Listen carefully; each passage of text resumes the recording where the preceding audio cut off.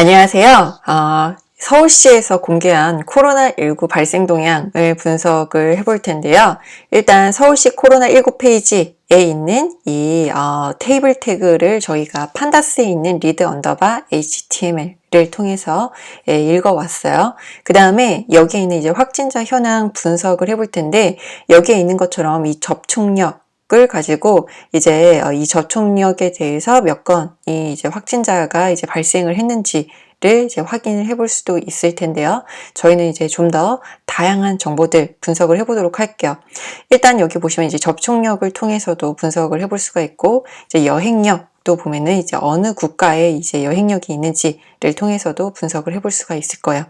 그 다음에 조치사항, 어떤 병원에 이제 코로나 확진자들이 주로 입원을 했는지를 이제 확인을 해볼 수가 있을 거고요. 그 다음에 구별, 거주지별로도 이제 어떤 구가 이제 확진자가 많이 나왔는지 적게 나왔는지 또 볼 수가 있을 거예요. 여기 이제 서울시 사이트에서 봤을 때도 구별로 이제 확진자 수가 나와 있는데, 보시면 이제 관악구 177명, 그 다음에 구로구 86명, 강남구 83명, 이렇게 구별로 이제 확진자가 몇 명이 나왔는지, 그 다음에 기타, 서울시에 거주하고 있지는 않지만 서울에서 검사를 받게 되면은 이제 서울에서 이제 확진자로 나오게 되고, 이제 타시도로 이관을 하게 되는데, 그렇게 이제 다른 지역 사람들이 몇 명인지, 기타가 이제 80명이다라고 이제 볼 수가 있어요. 지금 이 영상을 찍고 있는 시점은 7월 1일이에요. 그래서 6월 30일자 기준으로 이제 이 데이터를 분석을 해보도록 할 텐데요.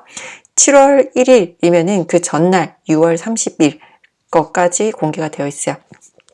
7월 2일이 되면은 그 전날 7월 1일까지 공개가 되겠죠. 그래서 이 영상 보시는 분들은 이제 최근 데이터 가지고 와서 분석을 해보셔도 되고요. 제가 이제 6월 30일자 기준으로 크롤링 해놓은 CSV 파일을 이제 공유를 해드릴 거예요. 그래서 영상 하단에 있는 이 파일 경로를 참고하셔서 이 확진자 현황 분석해 보실 수가 있을 것 같아요. 그러면은 이제 저희가 이 EDA 해보도록 할 텐데요. 이제 어떤 내용들 분석할지 미리 한번 보도록 할게요. 그래서 저희가 앞으로 해보게 될 거는요. 이제 코로나 발생 동향 분석을 해볼 텐데, 이제 필요한 라이브러리 로드를 해서요. 그 다음에 여기에서 그 데이터, 크롤링한 데이터 가지고 오고요. 그 다음에 시각화 도구는 이제 한글 폰트 사용하기 위해서 한글 폰트 설정을 해주고, 그 다음에 이제 여기 보시면 이제 확진 일자가 이제 그 컴마로 되어 있는데, 이렇게 확진 일자가 컴마로 되어 있는 거를 이제 연월일로 만들어 주도록 할 거예요.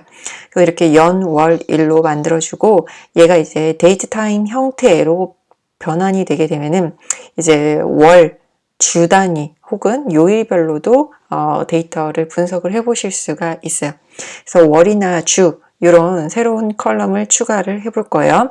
그 다음에 그래프를 그려볼 텐데, 이렇게 선 그래프를 그려서 이제 언제 확진자가 많이 나왔는지 적게 나왔는지 보게 되면 이제 3월 이 중순쯤이었던 것 같아요. 3월에 이렇게 확진자가 좀 많이 나왔었고, 그 다음에 줄어들다가 이렇게 늘어났다 줄어들었다 지금 반복을 하고 있는데요.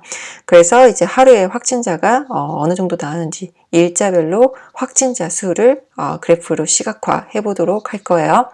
그 다음에 여기 값이 그 확진자가 몇 명이 나왔는지 이렇게 그래프만으로는 쉽게 보기가 어렵죠. 그래서 그래프 위에다가 이렇게 확진 일자를 일자별로 이렇게 명수를 표기를 해보기도 할 거예요. 그 다음에 여기 보시면은 다 2020년이에요. 그래서 월하고 이제 날짜만 있으면은 더 낫겠다. 그래서 여기 월일만 표시되도록 이렇게 표시해 보기도 할 거고요. 그 다음에 확진자가 가장 많이 나온 날 언제였는지 이런 것들 이제 디스크라이브 기능을 통해서 요약을 해볼 수가 있어요. 그래서 이제 몇 건인지, 그 다음에 평균값, 그 다음에 중앙값 50%면 이제 중앙값을 의미를 하는데, 이제 평균적으로 이제 하루에 10명이 나왔다. 근데 중위값을 보게 되면은 이제 8명인데, 왜냐하면 이제 맥스값, 가장 많이 나온 날이 이제 서울에서만 46명의 확진자가 나온 날이 가장 많이 나온 날이에요. 그래서 그 확진자가 가장 많았던 날, 3월 10일이었네요. 그래서 가장 많았던 날을 찾고, 그 다음에 그 확진자가 가장 많았던 날의 발생 이력을 찾아보기도 할 거예요.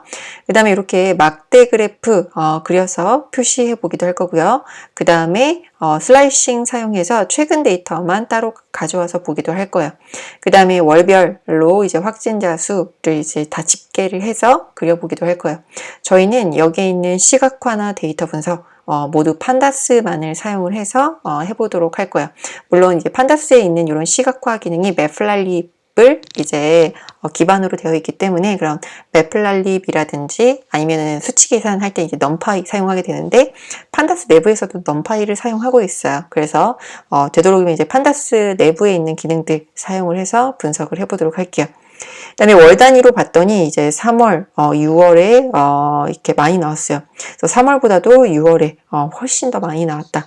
그다음에 4월, 5월 보게 되면은 좀 적게 나오다가 5월에 이제 이태원 클럽 이 터지면서 이제 조금 이제 확진자가 많이 늘어난 거를 확인해 볼 수가 있고요. 그 다음에 이제 주 단위로 이제 막대 그래프 이제 여기 보면은 2020년에서 네 번째 주, 다섯 번째 주, 그래서 1월 1일부터 해서 이제 몇 번째 주에 확진자가 어느 정도 나왔는지를 이렇게 그래프로 그려보고요. 그 다음에 이렇게 그 월과 주 함께 보는 분석도 해보도록 할 거예요. 그 다음에 이제 모든 그 날짜가 이제 있는 게 아니에요. 왜냐면은 서울에 다행히도 확진자가 없었던 날들이 있어요. 그래서 이제 모든 날짜를 다 그래프에 표현을 해주기 위해서 이제 모든 날짜를 다 이제 머지라는 기능을 통해서 이제 확진자가 없는 날도 이렇게 NaN 결칙치를 넣어서 넣어주도록 할 거예요. 그 다음에 누적 확진자 수를 구해서 이제 여태까지 이제 몇 명이 누적해서 확진이 되었는지를 같이 보도록 할 거고요. 그래서 이렇게 누적 확진자 수와 이제 확진자 발생 현황 보게 될 텐데 이렇게 그려보게 되면은 이제 여기 위에 보시면은 굉장히 확진자 수가 이제 누적해서 여기 숫자가 크죠. 그러면은 하루에 발생하는 확진자 수는 없는 날도 있고 그 다음에 어떤 때는 뭐 20명 30명 이렇게 발생할 수도 있어요. 근데 이게 숫자가 이제 많고 적음이 이 밑에 있는 숫자가 이 위에 있는 숫자가 너무 크다 보니까 잘 보이지 않아요.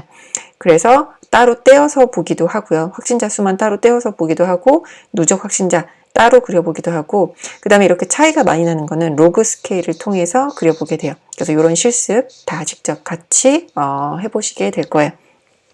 그래서 요일별 확진자 수를 구해서 그다음에 여기 요일이 숫자로 표시되는 거를 한글로 바꿔보기도 할 거고요.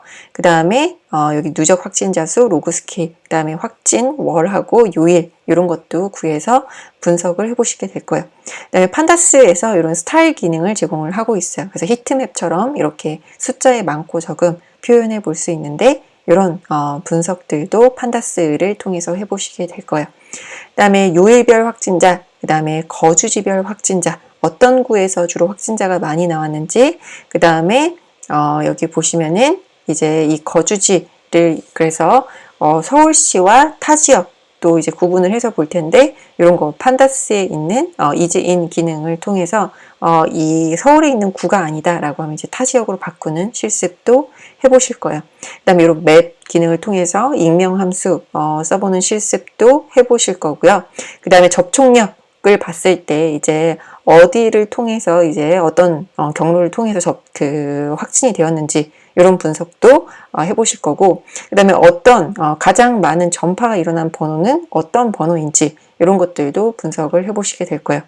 그 다음에 이제 조치사항에 보면은 이제 어느 병원에 입원했는지 그 다음에 퇴원인지 아니면은 안타깝게도 이제 사망을 했는지 이런 내용들을 볼 수가 있어요. 그래서 이제 퇴원 여부, 사망 여부 이런 것들도 이제 같이 분석을 해보시게 될 거예요. 그 다음에 여기 병원, 어느 병원에 주로 많이 입원이 되었는지, 그 다음에 퇴원, 사망 여부, 그 다음에 병원 분석할 때도 이제 너무 병원이 많다 보니까 이렇게 일부 데이터만 ILOC 혹은 LOC로 가지고 와서 일부 데이터만 보고 그 다음에 ILOC와 LOC의 차이점도 같이 비교를 해보고 이렇게 스타일을 통해서 이제 숫자가 많고 적음이 한눈에 들어오지 않기 때문에 이렇게 그 스타일링을 통해서 백그라운드 그라디언트로 이렇게 표현을 해보도록 할 거예요. 그 다음에 이제 여행력, 이제 해외 입국자들이, 이제 확진자가 이제 해외 입국자가 어느 나라에서 주로 이제 입국했는지, 다양한 나라를 통해서 이제 입국을 한 이제 확진자들이 있는데요. 어느 나라에서 가장 많이 이제 확진이 되었는지, 그다음에 여기 보시면 이제 유럽 여러 나라들이 이렇게 되어 있는데, 이런 거는 이제 데이터 전처리를 통해서 뭐 유럽이다. 그 다음에 여기 보시면 이제 중국도 여러 지역이 있는데 중국이나 우한이 들어간다? 그럼 이제 중국으로 다 합친다든지, 그래서 이런 중복된 데이터들 하나로 합쳐서 이제 분석해 보는 걸 할 거예요.